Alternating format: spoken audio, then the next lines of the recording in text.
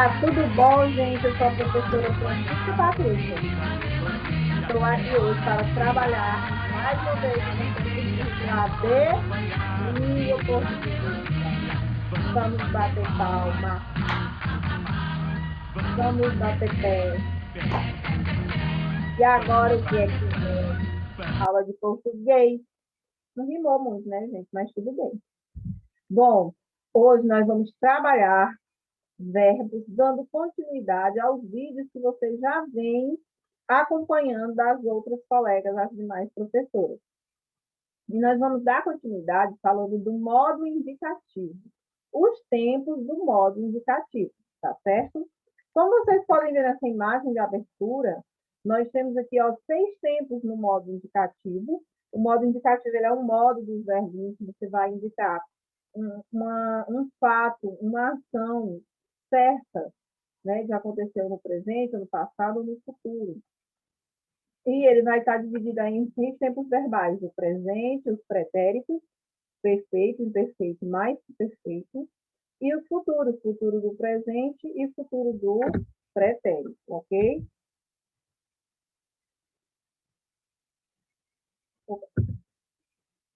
E aqui, para nós descontrairmos um pouco, tem esse trechozinho do filme 300, tem assim. Existem 3 tempos verbais, né? Presente, passado e futuro. E aí o personagem vai lá e diz um pouco mais. No geral, nós pensamos nos tempos verbais dessa forma, geralmente, presente, passado e futuro. No entanto, os tempos verbais eles vão se relacionar muito com as intencionalidades da fala, com o que eu quero transmitir com a minha fala. E aí nós vamos ter as subdivisões que eu apresentei no slide anterior, certo? Então, aqui, vendo os tempos verbais do modo indicativo, nós vamos ter aí o presente, o pretérito. Esse pretérito ele vai estar subdividido em 3 tipos de pretérito. O pretérito perfeito, que é aquela ação feita no passado e concluída, da ideia de algo concluído. O imperfeito, que é uma ação passada, mas que dependendo do contexto, nós vamos perceber que era uma ação que era feita com uma determinada frequência, uma espécie de hábito em alguns contextos. E o mais que perfeito, que é aquela ação que foi feita há um tempo muito distante do hoje, e que por isso torna-se mais que perfeito, longínquo. No dia a dia, na prática, o mais que perfeito ele é pouco utilizado. Alguns textos, alguns livros ainda trazem expressões com o pretérito mais que perfeito, mas na nossa fala no cotidiano é difícil ocorrer o uso do pretérito mais que perfeito. E temos o futuro do presente e o futuro do pretérito. E aí nós vamos entender, porque você pode dizer, como assim o futuro do presente e o futuro do pretérito? Se ambos são futuros. Aí vai, onde entra a questão da intencionalidade, que é o futuro do presente, é como se é algo que eu afirmo que vou fazer, e o futuro do pretérito, ele já vem com uma conotação de algo que não vai ser possível de ser realizado. Nós vamos ver aqui direito. Aqui, ó.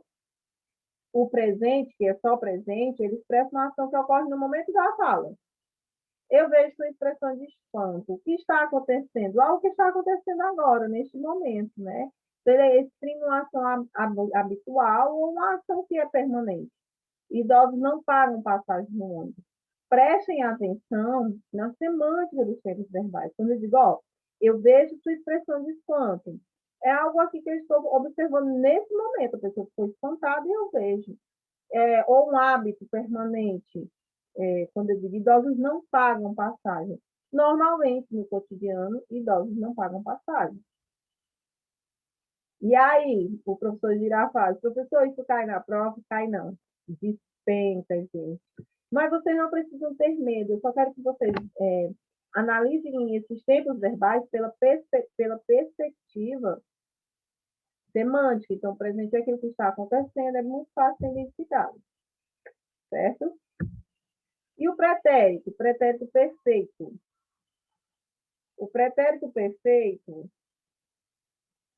tem assim, ó, ele vai descrever ações pontuais, concluídas antes do momento da fala. É um pretérito que fica perceptível que a ação foi concluída antes do momento da fala, ou seja, não agora.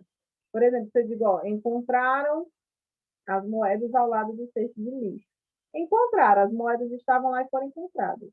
Olha esse tirinho aqui. Mafalda, você pegou os meus prêmios? Só os de beleza.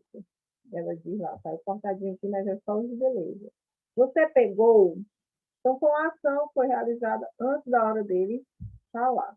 Já o pretérito imperfeito, ele vai expressar uma ação passada observada durante seu processo. O homem vendia jornais no cruzamento na hora do acidente. É uma ação passada, mas que você percebe que estava sendo observado. Ele estava fazendo aquilo no passado, ou um hábito passado. Alice frequentava aulas de natação quando criança. Então, não dá a ideia de, olha, frequento a aula de natação. Quando eu digo frequentou, ela foi lá e voltou, mas quando eu digo ela frequentava, era um hábito. Ela fazia sempre.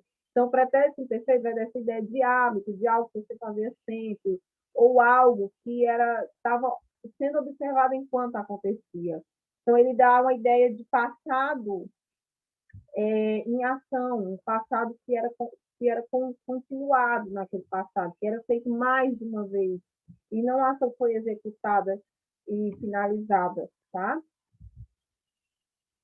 Aí nós temos aqui o pretérito imperfeito, ele é mais, né? O pretérito perfeito, mais arrumado, e o mais que perfeito, mais requintado, porque ele é mais difícil mesmo de ser utilizado. E o mais que perfeito? O mais que perfeito, ele vai expressar uma ação concluída antes de outra também ocorrida no passado. E não é comum o uso dessa forma verbal hoje. É comum usarmos essa forma verbal de maneira composta. Por exemplo, quando a dona chegou, o cachorrinho já rasgara a almofada. Rasgara não é comum, mas dificilmente você encontra alguém no dia a dia usando a expressão rasgar a almofada. É um passado bem mais distante. Geralmente nós vamos usar essa forma composta. Tinha rasgado, tinha falado, ao invés de falara, tá? Então, no dia a dia, ó, por exemplo, ó, quando a dona chegou, o cachorro já rasgaram a almofada. Então, rasgar ocorreu antes da dona chegar, que também estava no passado. Por isso que é um passado mais distante. E no cotidiano, hoje, no geral, ele é substituído por formas compostas. E o que são essas formas compostas? Quando eu tenho uma locução, dois verbos para indicar uma única ação. E aqui um memezinho. Gato, se você for tempo verbal, seria o pretérito mais perfeito. Ora, algo que não é tão comum, não é algo diferenciado, né? Meu amigo, hoje eu estou tipo pretérito, mais perfeito. Só para vocês virem aí, tá, gente? E vamos agora para os futuros. Nós temos dois futuros, no modo indicativo, o futuro do presente e o futuro do presente. O futuro do presente ele vai indicar uma ação futura em relação ao momento da fala. Então, é algo que eu ainda vou fazer. Escreveremos o relatório hoje à tarde. Então, em relação ao agora, eu ainda vou realizar esta ação, tá? Então, o futuro do presente é aquele futuro que pretende se realizar. Escreveremos hoje à tarde, sairemos amanhã. Então, é um futuro que, na intencionalidade de quem fala, é a de que ele seja realizável, tá? Então, ele descreve uma ação futura possível ou provável, que, no entanto, depende de uma condição para ocorrer. Quando as férias chegarem, passarei uma semana com minha avó. Também tem essa possibilidade. Olha, se isso acontecer, quando as férias chegarem, passarei uma semana com minha avó. Então, isso aí é o futuro do presente. Já o futuro do pretérito, antes de você dizer, como assim, um futuro que já é do passado? O que ocorre no futuro do pretérito? Eu vou ter uma ação que ocorreria em relação ao fato passado. Olha, quando eu digo assim, ontem Pedro me disse que traria o material. Então, ontem ele me disse que traria, mas fica subentendido o quê? Que ele não trouxe, ou que provavelmente não chegou. Então, trazer uma ação futura em relação ao ato de dizer. E ele pode também indicar uma ação futura improvável, porque dependente de uma condição de difícil realização. Por exemplo, se ela tivesse dinheiro, viajaria para Fernando de Noronha. Fernando de Noronha. Ora, quem não iria, hein? Observe que viajaria está condicionada ao fato de ter dinheiro. É uma ação que a pessoa realizaria no futuro se uma determinada condição fosse atendida, que no caso era qual condição? Ter o dinheiro, certo? O Exterminador do Futuro do Pretérito, eu voltaria. Não sei se vocês vão pegar essa referência, né? Porque esse filme ainda é tão novo.